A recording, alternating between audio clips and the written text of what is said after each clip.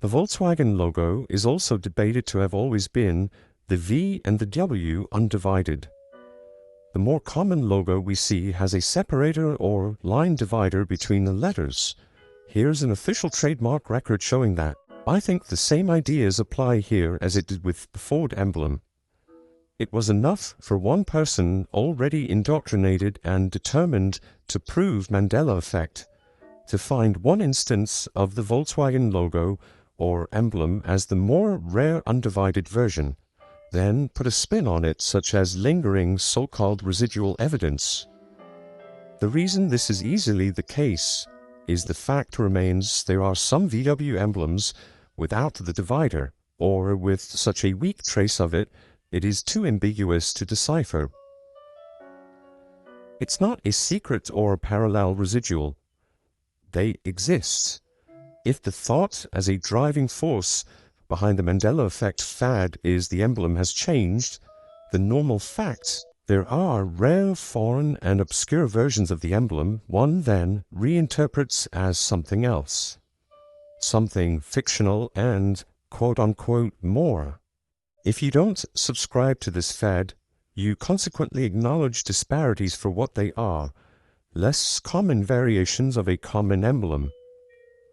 It's all a matter of perspective, as I've been saying. For example, one looks at a photo sequence from each year of one's life, and either says, "It appears that I am aging, therefore my face is also changing." Or they can say, My face has changed because of reality shifts, and everybody, including myself, confirmed these changes. Mandela effect is added again. Put a different spin on something completely normal and commonplace, and you get a fantastic overlay laid on top. What's always been is still there, but now with a transparency of faulty interpretation that, when closely analyzed, falls apart. The simple fact that disparities exist because of our doing, for whatever reason, doesn't disturb the natural laws of things, leaving illogical holes rendering the premise implausible. Mandela effect, however, lathers illogical and implausible notions over everything, wiping out precedence and contingency. That is, how reality defines itself. It leaves things impossibly unreconciled. How do we know more or less this convention is most likely the case here? Well, we use some lateral thinking and deduction to solve this puzzle. We know it's the case because in the VW community, it is a known fact that there existed undivided emblems. The VW aficionados are aware of the subtle changes no less, which we will also see in a few moments. So again, I ask, why is this such an event for these Mandela effect people? It's not a mystery. You have elevated your ignorance of the VW subculture to a level that pardons you from that said ignorance, arbitrarily reassigning it to an external, metaphysical shift in reality. There being a whole community dedicated to VW is proof enough the undivided emblem is not a parallel reality change, but known and has been in simultaneous existence with the more common divider emblem. In this case, VW never filed an official registration for the rare undivided emblem, but it exists and it is known fact, not a cosmic twist. Here are screenshots and links to the community.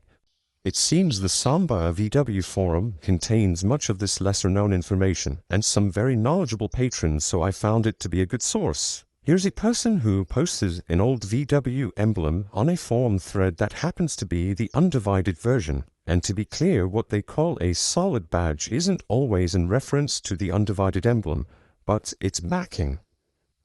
Nevertheless, they make it clear as to what they are referring to regarding the undivided versus divided emblem. What's the implication? Well, the fact nobody spontaneously exploded or thought the sky was falling should tell us the lack of divider is not a mystery or surprise.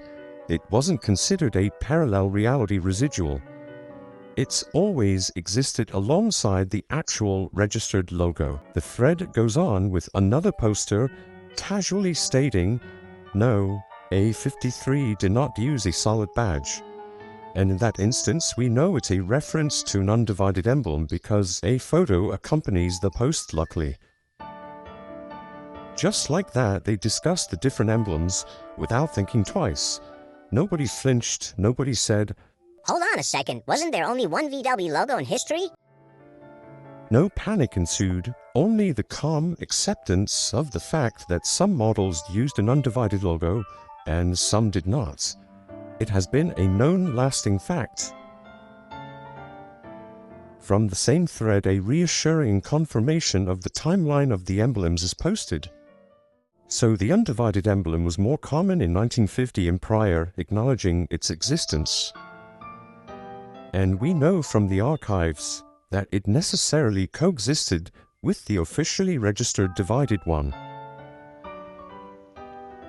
Yet another confirmation acknowledging a time period the undivided emblem was in production, which carried over scattered throughout subsequent decades.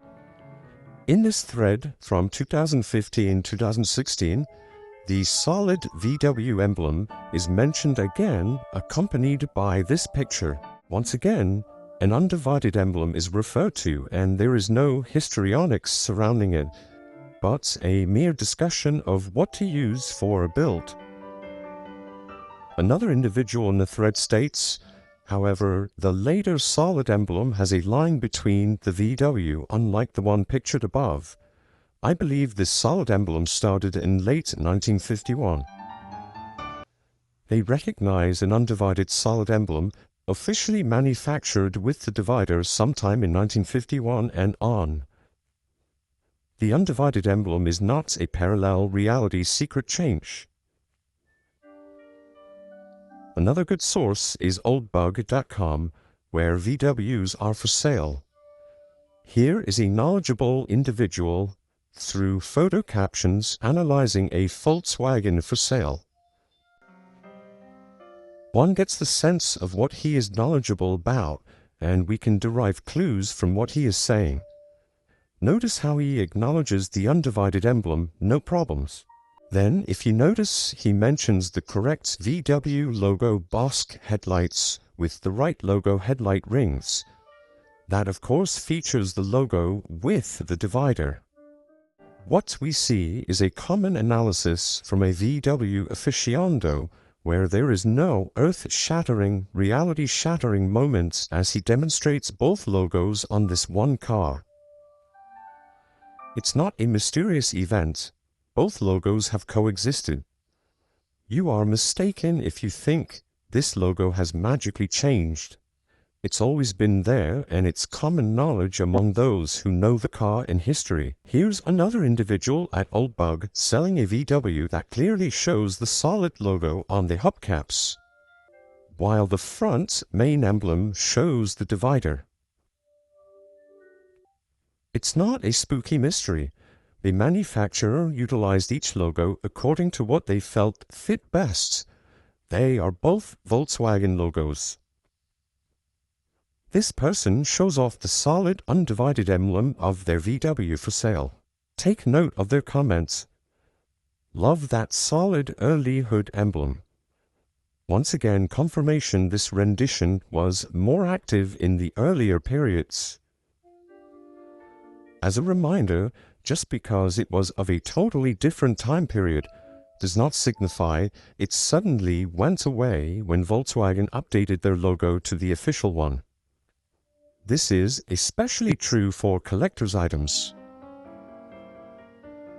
In this discussion, this individual expresses what would be an implicit accord among the VW aficionados, which is not using a quote-unquote split emblem on a particular type of VW van known as bay window campers, such as this one.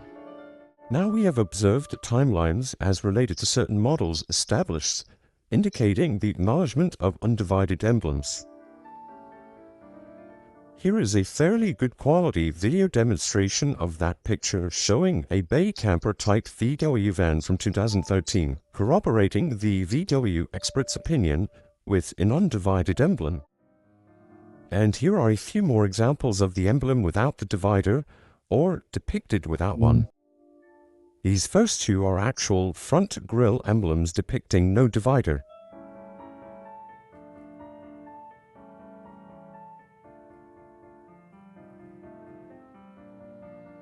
This one is specifically known as the Australian rocket and is made without a divider. Another model with the Australian rocket style.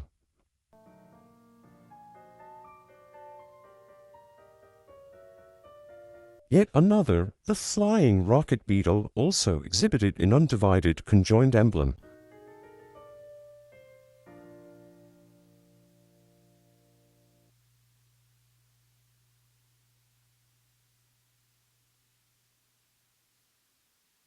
Headlight dimmer switch covers.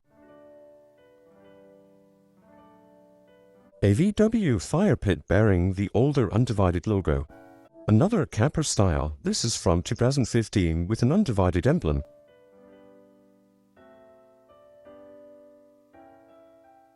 A pendant using the undivided design.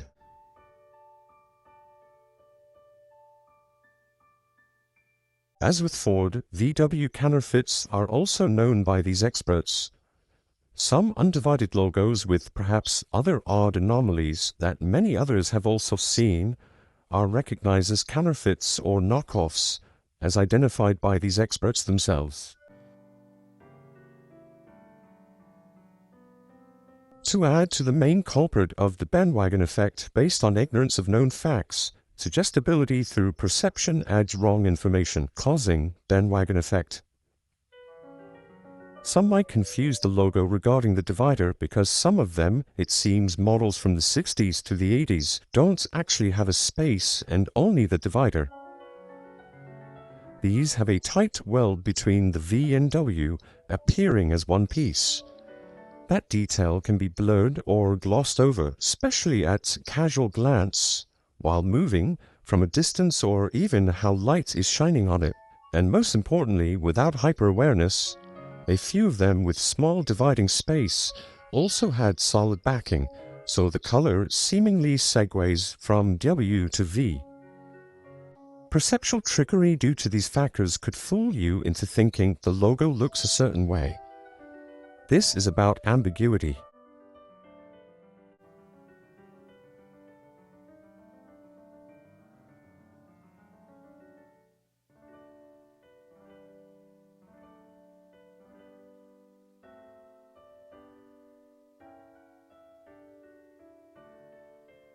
For example, without being hyper-aware or thinking about what the logo looks like, in other words, when the subject matter hasn't become a thing yet, this VW logo's subtle and innocuous divide wouldn't make us think twice.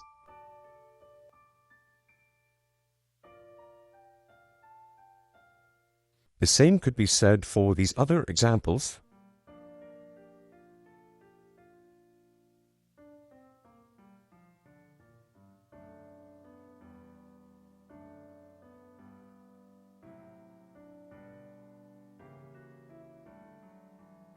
Still, what I consider as the main culprit in perceptual suggestibility are these printed examples.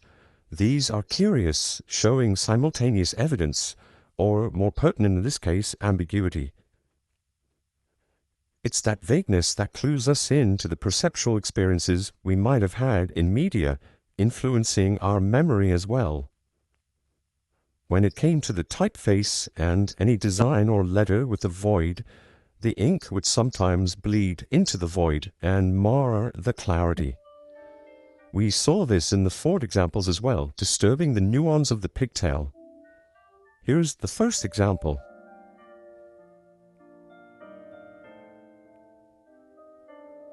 This one is interesting because of the suggestive quality.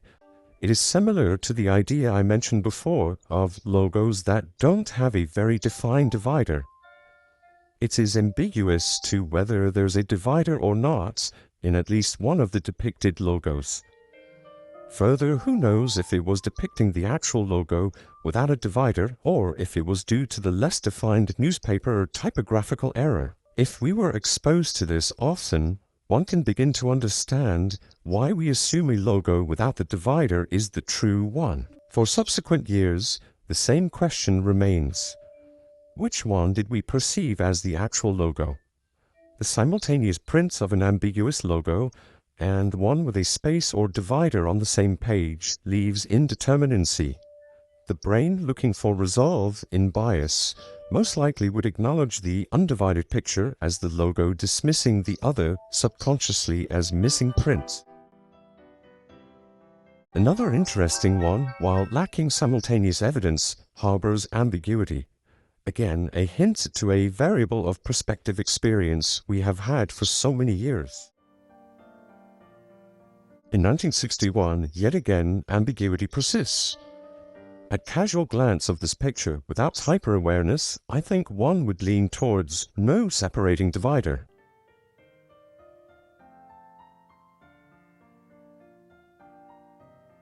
As well as these from 1972.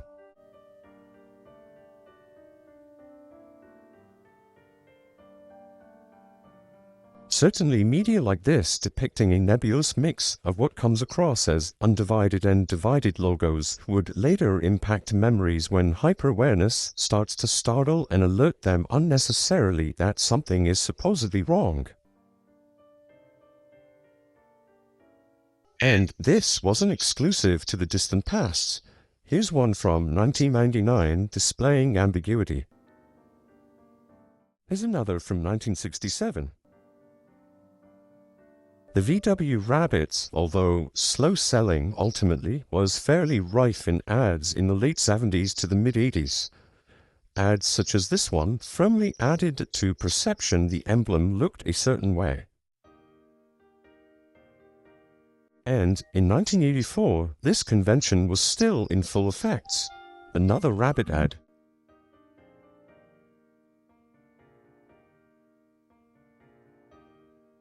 With this 1971 advertisement, one should think, well, it's the nature of the press and ink we're used to from newspapers. The outer circles missing and the center less nuanced because of misalignment and shallow typeface. Not that any of that is given real thoughts, but is reflexive and automatic assumption tucked away into our memory. You saw nothing but the logo as a whole, solid all the way through. There was no real reason to think otherwise, since a hyper-aware, close examination of the logo wasn't on anyone's mind just yet. Over and over through the decades, this is what flashed in front of people's eyes.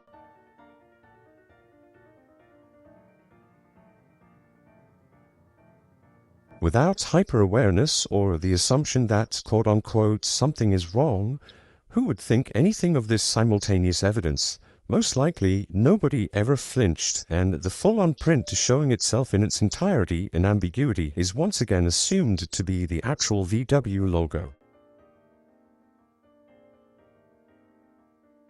In 1990, the debut of the Volkswagen Passat spawned many adverts throughout many various papers.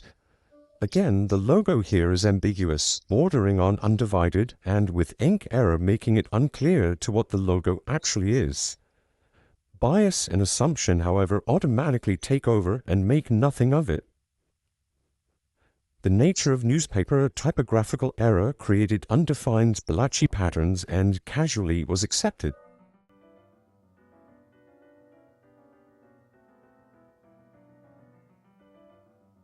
"21 days before that, however, in another paper with the same advertisement template, the logo print is distinct and clear. The print bleed and shotiness of the later advertisements secured the internal bias of the assumed logo. In a hyper-aware state, this ambiguity creates doubt for those who can't reconcile the normal, reasonable explanation. Some copies of this particular advertisement template, which was quite popular for the Passat's launch, demonstrate the ambiguous logo.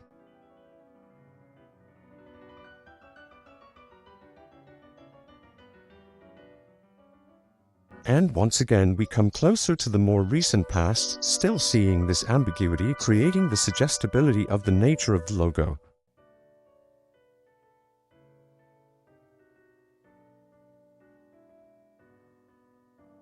In 2000, one can see this confusion persisted.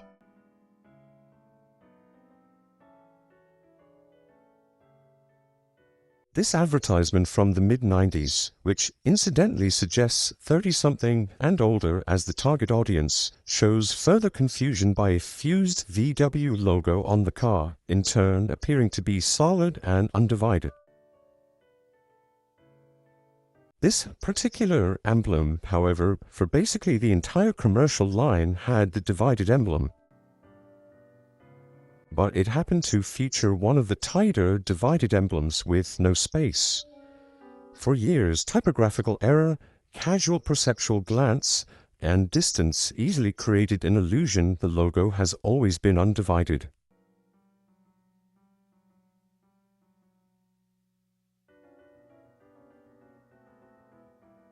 Even more recent, in 2003, this is our perceptual experience.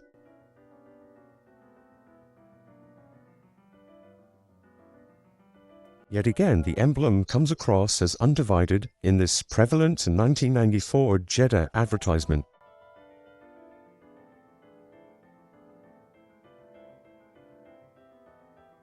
Another thing we observe is the Mandela proponents often engages in biased investigation. So when it suits them and their case, they will refer to a certain source, say newspaper archives. But when the evidence counters what they are asserting as true, they will ignore that source.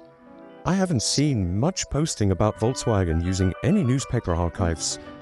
What I have noticed are countless articles depicting the official logo with the divider or separator. This may be the reason they haven't considered the archives for proving logo evidence.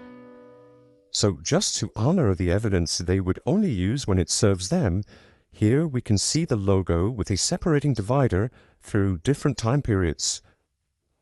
For those aware, they implicitly understand this emblem coexisted with an undivided version, and apart from real photos that anybody can find of this logo, more importantly is the sheer volume of the ambiguous logo created by newspaper print errors in the same time periods.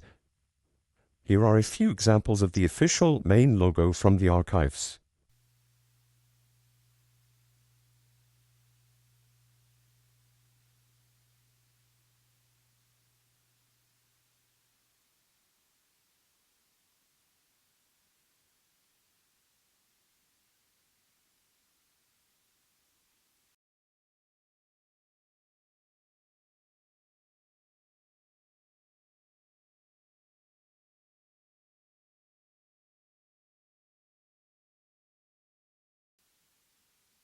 And it goes on. There are of course tons of examples showing the actual and official logo. Let's dissect the supposed evidence Mandela effect believers are using for proof. As proof, using these relics and things in and of themselves is ridiculous. First is the video of a person showing a proprietary VW jack that happens to have a teeny tiny emblem engraved on it. This teeny tiny emblem also happens to be undivided. This they consider proof. First, let's not be so naive. We have discussed the challenges of engraving logos with nuance onto various surfaces and objects. We've discussed third-party self-made logos. We've also discussed counterfeits, although I am sure this jack is not one of those. Would a reasonable person think that a manufacturer would spend their time tediously engraving such a small logo with the utmost nuance on a jack? Or something obviously passable? And despite that anyway, we already know the undivided emblem is not a mystery. It exists and has coexisted with the official logo.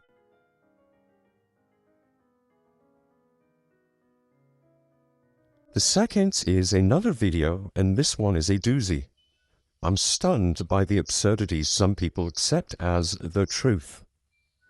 In this video, the person claims the VW logo in the movie Back to the Future during the mall parking lot scene is actually changing before our eyes due to Mandela effect on tape.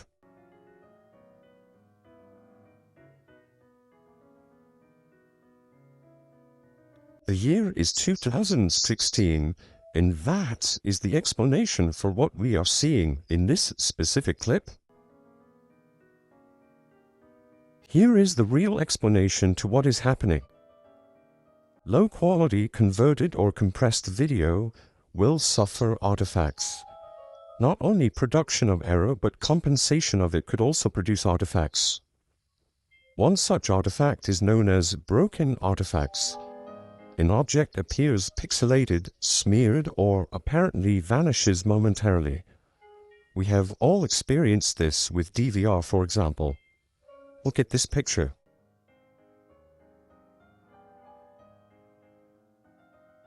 In fact, check out the entire page of this link. It is great information about different types of errors and issues found in video. In this video, there is also a good description about compression artifacts and video quality. Once you are aware of these things, you can find tons of videos exhibiting these errors online, many of which claim to be supernatural or tampered with, funny enough. In the Back to the Future clip, we experience the same issues creating this magical effect before us.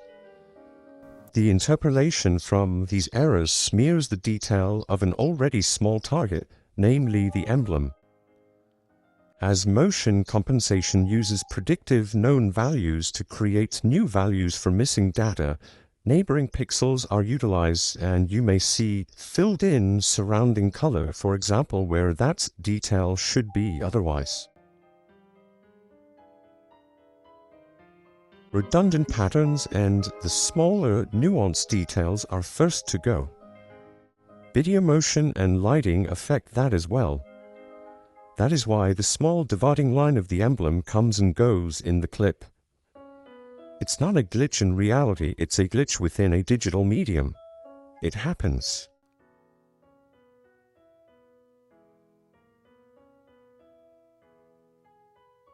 In this example, this person shows the supposed undivided emblem in a National Geographic documentary.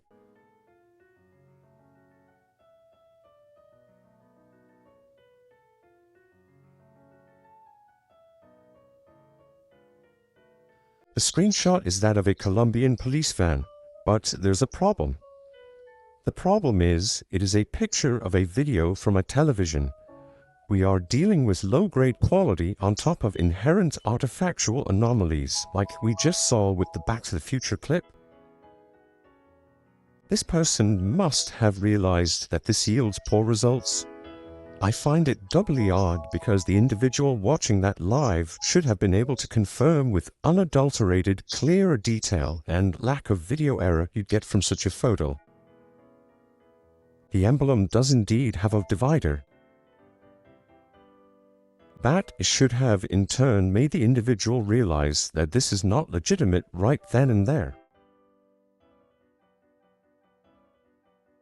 So, I investigated the video myself. I found something else that was strange. When looking for the name of this episode, False Bottom, as it appears in this person's photo, I couldn't find it. I researched the episode, and everywhere they indicate Season 1, Episode 4, no official link on National Geographic's website works. All were 404 errors.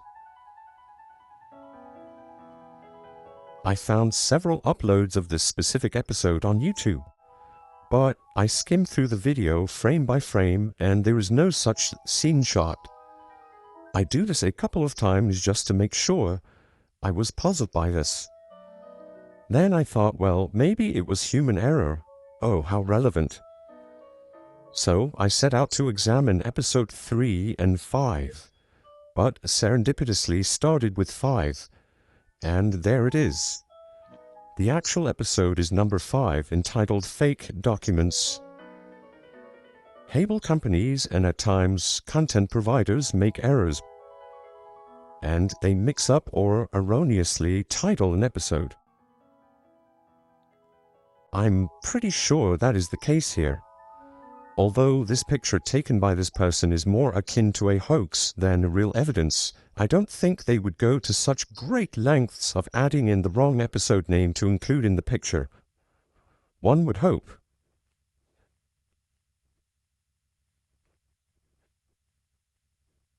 At any rate, I took the liberty of essentially recreating this individual's picture. I paused the video on a large screen TV and then took a picture with a digital camera. Then resized it down, since that picture is not a raw file either. I then incorrectly created the close-up just as that individual did by resizing back up from the resized down picture.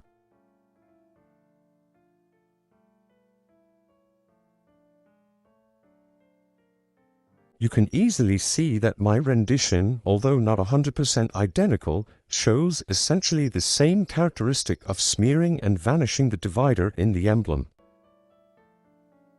There's your magic trick. Just like in the Back to the Future video clip the other individual was trying to present as evidence, this picture is low grainy quality in which the translation from TV to digital camera to a resized file, then to our eyes, is remiss of the finer details. And again, watching it live, you would know this, so how this picture came this far online as evidence is beyond me. One more time, you get an inside look in how Mandela effect people investigate and how they present their findings. By now, one should realize it is very difficult to present a case based on something that is not true. This is what comes of it.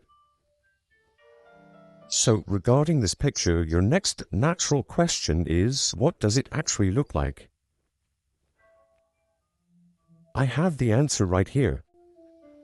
So when you properly create a digital copy, it maintains quality and therefore more detail. Luckily, in this case, since it is a modern, high-definition show, the digital stream is clear enough to absolutely see the divider, unlike in the Back to the Future demonstration video. Mind you, with this much clarity, it still doesn't pardon a video 100% from error.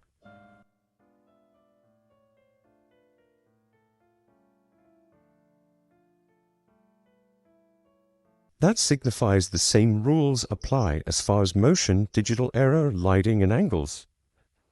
And so because of that, I've also created several screenshots of that very scene from different frames.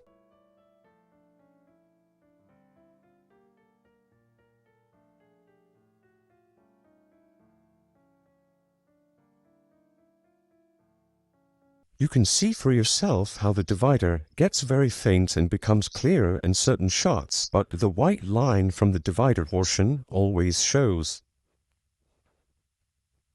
I also made a frame-by-frame video of this effect to see it occur just like we did with the Back to the Future clip.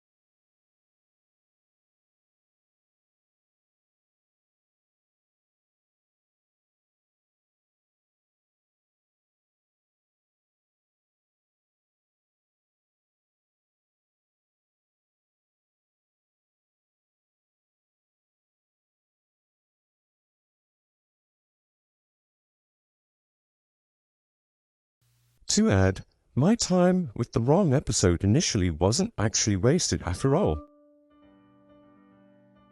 The reason is, in that episode, the same Volkswagen police van, number 070078, was naturally in that episode as well. So I was able to capture clear shots of the front emblem at different movements and angles.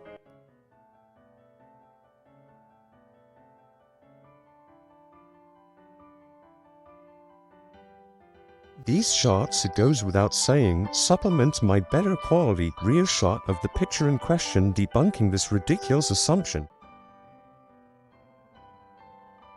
If you still think it is the undivided logo, you are truly fooling yourself. An undivided logo exists, but found more commonly, not always, on models before 1950. Other year models are based on custom builds where people opt for the undivided emblem, unique aftermarket units, or possibly sometimes counterfeits. This van, like most of the standard commercial line of Volkswagen, feature the divided emblem. Then we have this video, which speaks for itself. It demonstrates simultaneous evidence, clearly showing that one VW has the common registered logo and the other, however many feet away, has the undivided emblem. So what? As we discuss, it could be an actual, now less common undivided emblem from VW since we know they exist, or it could be a knockoff or counterfeit part. They are not parallel residuals, and if you don't understand why yet, time to go back and listen to or read the philosophical explanation earlier in this presentation. By now, we know that a company does not need to register every single variation of a logo. However, if the question still lingers why Volkswagen didn't register this particular early rendition of the logo, here in this article could be the definitive reason. It's a very interesting article and delves into the sordid beginnings of the car company. Be sure to check it out. In short, the Nazi connection of the car's birth and early years could very well be why the company doesn't even acknowledge the old logo. Also, Nikolai Borg claims to be the original creator of the first VW logo, more associated with that time. It could be the reason VW phased it out of public eye. But it could also explain how his design slipped through to some manufacturers, creating a substantial stock, however limited. He is still around and fighting the courts to acknowledge he created the logo. But guess what his version looked like? Borg's design could have possibly been circulating within the Volkswagen manufacturing circuit, resulting in one-offs or disparate emblem designs on specific models or even specific cars. A combination of lingering original design, perceptual ambiguity both in printed media and actual physical emblems, and fierce suggestibility by inception of Mandela effect induced grand assumption all VW logos have always been without divider. But don't mistakenly take people's ignorance on the matter for magical change, as if no trace of it as an acknowledged thing exists or there hasn't been constant visual evocative mnemonics through the decades. They both exist by whatever means, essentially at the same time, and still do to this day. Some people, just not you, have known this for quite some time. However, even more probable is the long-standing assumption of what the logo looks like based on perceptual ambiguity and mass suggestibility, as in the presence, all casually misleading memory. I firmly think the fact an undivided emblem exists, although certainly further perplexing, is coincidental to the long-term perceptual ambiguity and relatively recent suggestibility that assumes the logo has solely and always been without divider.